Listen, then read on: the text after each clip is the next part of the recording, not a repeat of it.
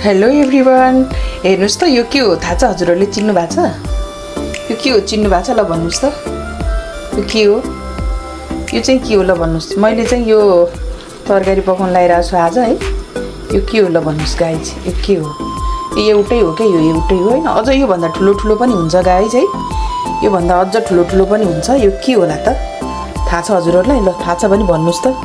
ल हजुरहरूलाई जिम्मा छोडिदिएँ। यो के हो ल भन्नुस्? यस्तो यस्तो तरकारीहरू खाने गर्छु मैले चाहिँ है। के हो भन्नुस् त? अब म यो पकाउन गइरहेको छु। यसलाई मसिनो टुक्रा टुक्रा बनाएर पकाउने छु अब। यो के होला त? ल भन्नुस् त। यो के हो त? ल गाइस ल भन्नुस् ल। हजुरहरूलाई जिम्मा छोडिदिएँ है त मैले। ल राम्रोसँग हेर्नुहोस् है। के हो यो? ल यो अहिले चाहिँ मैले तरकारी बनाउन गइरहेको छु। एकदम मिठो लाग्छ मलाई चाहिँ, असाध्यै मनपर्छ मलाई गाइस। यो के हो ल भन्नुस् त? यो के होला? यसमा अब त्योलाई चाहिँ मैले मिक्स गरेर खाने हो गाइस है। मिक्स गरेर खाने हो। हजुरहरूलाई चाहिँ मैले के दिएको छु भने अब चिन्नु पऱ्यो कि चिन्नु पऱ्यो के हो भनेर है। अब यो घरकै यो आलु हो है। अनि यो नेपालबाट ल्याएको चाहिँ यो गेडागुडी हुन्छ नि, बोडी हो। अनि यो अब अलिअलि पाक्नु पऱ्यो, आधी आधी भनौँ न, हाफ बोइल पाक्नु पऱ्यो। अनि पाकेपछि चाहिँ मैले त्यसलाई एड गर्ने हो। अनि हजुरहरूलाई जिम्मा दिएको, कोले खानु भएको छ खानु भएको छैन, के हो कस्तो हो नाम चाहिँ अब मैले चाहिँ हजुरहरूलाई जिम्मा दिएको छु के होला भनेर है। अनि त्यही भएर चाहिँ मैले अब यो पकाएर देखाउँदैछु। अहिले चाहिँ यसमा राख्ने होइन, अलिक पछि राख्ने हो गाइस है। ल हेर्नुहोस्, अब यसलाई मैले मिक्स गरेँ।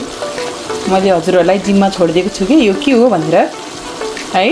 हजुरहरूले चिन्नुहुन्छ कि चिन्नुहुन्न होइन। मैले यस्तो हजुरहरूलाई जिम्मा लागेको छु यो के हो भनेर चाहिँ।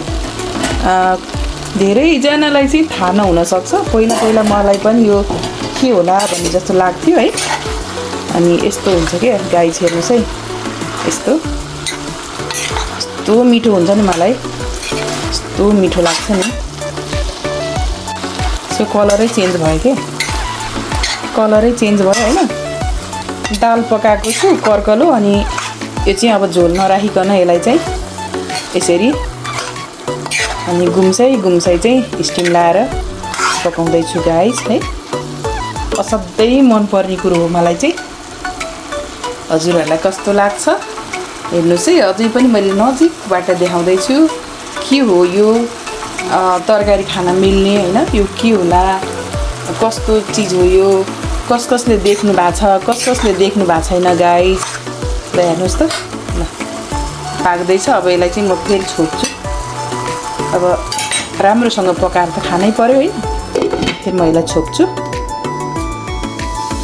अझै पकाउनु पर्छ। जस्तै अब त्यो हुन्छ नि, नपाकुन्जेलसम्म पकाउनु पर्छ। अब कति समय लाग्छ त्यो थाहा छैन है। अब पाक्नै लाग्यो, यसो चेक गर्नु पर्यो। धेरै लाग्छ नि त होइन, भुट्टा बनाए।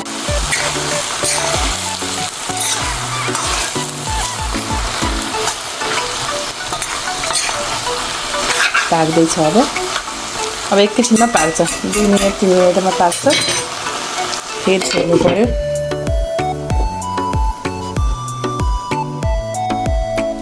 अब चाहिँ पाके जस्तो छ गाइस। अब चाहिँ पाके जस्तो छ है। हेर्नुहोस् त, अब चाहिँ पाके जस्तो छ।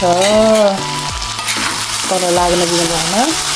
भुट्ट पानी पनि छिट्यो, अलिअलि पानी हुन्छ नि, अलिअलि लाग्न गएछ। त्यस्तो धेरै त होइन, अलिअलि लाग्न गएछ है। ड्राई भएको छ, ठिक्क पाकेको छ गाइस। अब यसलाई सराबर यो चाहिँ धनिया राखेपछि झन् यम्मी हुन्छ गाइस है।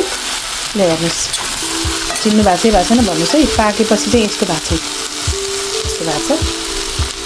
पाकेपछि यस्तो भएको छ गाइस। यो चाहिँ के हो ल भनिदिनु होला है त।